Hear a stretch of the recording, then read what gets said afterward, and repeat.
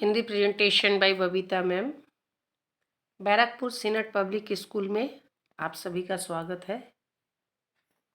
आज हम सभी कक्षा एकादश विषय हिंदी पाठ संचयन पुस्तक के कविता खंड का अध्ययन करेंगे। कविता का नाम है जो बीत गई सो बात गई और जिसके कवि हैं हरिवंश राय बच्चन जी। जैसा कि पिछले भाग 1 में बताया गया था हरिवंश राय जीवन के बारे में, और आज हम सभी भाग 2 में इस पाठ का सारांश को पढ़ेंगे। चलिए पाठ के सारांश की ओर बढ़ते हैं। जो बीत गई सो बात गई काव्य को हिंदी साहित्य के पाठकों से प्रसिद्धि का प्रमाण पत्र प्राप्त काव्य है। इसका भाव विश्व बहुत उपदेशात्मक और सहज बोधगम्य है। काव्य में कवि जीवन के महत्वपूर्ण सत्य को उद्घाटित करते हैं कि जिंदगी में भूतकाल और भविष्य काल की माया जाल से मुक्त होकर अपने वर्तमान में जीवन यापन करना चाहिए। यानी जीवन में कल की उलझनों से दूर रहना ही समझदारी होगी। हिंदी साहित्य में कल बीते समय और आने वाले समय के लिए भी प्रयुक्त होने वाला शब्द है। व्यक्ति अपनी जीवन यात्रा के दौरान विभिन्न जीवनानुभव से गुजरता है, जिसमें सुखद एवं दुखद भी होते हैं। सामान्यतः सुख के समय तो मानव को बहुत बहुत अच्छा लगता है, परंतु जब दुख का समय हो तो इसमें से आदमी जल्दी संभल नहीं सकता। इसमें अगर किसी अपने प्रिय को असमय गंवाने की नौबत आ गई तो यह समय पूरे जीवन को दुखी कर जाता है।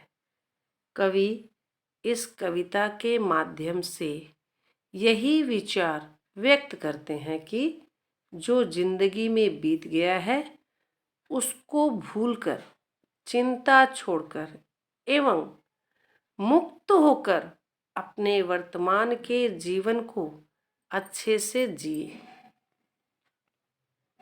कवि बच्चन जी ने यह समझाने के लिए अंबर, मधुबन और अपने को प्रिय मधुशाला का उदाहरण दिया है।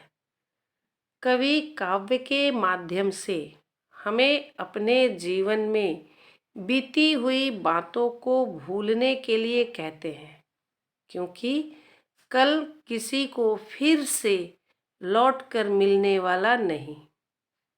बीती बातें कितनी भी मूल्यवान और प्रिय हो, परंतु जीवन दूसरी बार नहीं देंगे। उसके लिए आप कितने आंसू बहाएं, प्रलाप करें, दुखी रहें एवं पश्चाताप करें, किंतु जीवन में कल कभी लौटकर नहीं आता और आने वाला कल भी अनिश्चित होता है। इसलिए कवि वर्तमान को सुव्यवस्थित तरीके से जीवन उपयोगी बनाने के लिए कहते हैं। कवि काव्य भावना को व्यक्त करने के लिए अंबर की बात करते हैं, जो सदा काल से अपने अस्तित्व को बनाए रखे बैठा है। आकाश में चमकने वाले सितारे को अंबर उनको बेहद बेपनाह प्यार करते हैं। वह सितारे अंबर के लिए खास और दिल के करीब थे, किंतु वह सितारे डूब गए हैं, आसमान से मिट गए हैं, उनका अस्तित्व नहीं रहा। फिर भी कवि बरकरार अंबर के आनंद को देखने के लिए कहते हैं कि इतने प्यारे छूटने पर भी दुखी होकर अपने को कभी रोकता नहीं। अंबर ने अपने अस्तित्व से आज तक न जाने कितने सितारे टूटकर बिखर गए। यह टूटने वाले सितारे कभी भी फिर से मिलने वाले नहीं।